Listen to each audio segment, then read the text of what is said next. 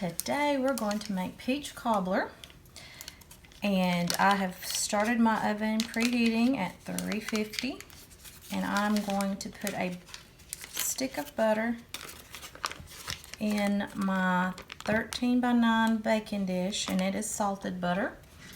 You can use unsalted if you'd like, and I'm going to stick this in the oven and let it melt while I'm preparing the batter part of our peach cobbler. Okay, we're going to make our batter for our peach cobbler, so I'm going to put a cup of sugar in my bowl, my mixing bowl. So that's a cup of sugar, and I'm using a 2-quart mixing bowl, so it should be plenty big.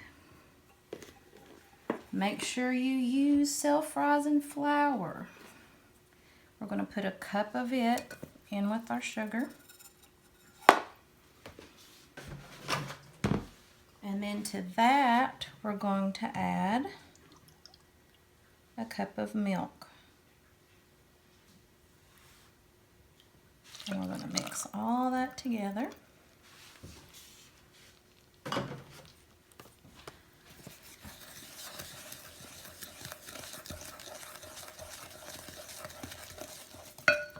And I usually just do this by hand because it doesn't take very long. Try to get all the lumps out. You could use a whisk if you'd like.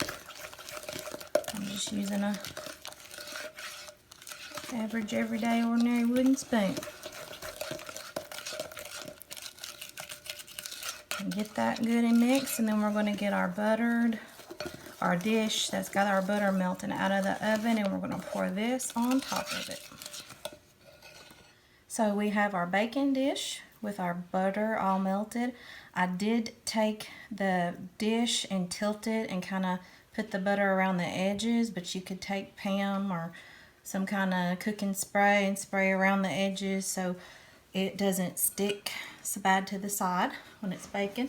So we're going to take our batter and you just pour it over the butter. I'll scrape as much as I can out of our bowl. This is a real simple dish you can make for a dessert. Just a few ingredients, not a whole lot of trouble to make. And then I'm going to take this is a 15.25 ounce can of sliced peaches.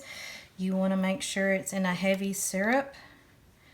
You take the peaches and the syrup and you just spoon the can over your mixture. You might want to spread out the peaches in your cobbler.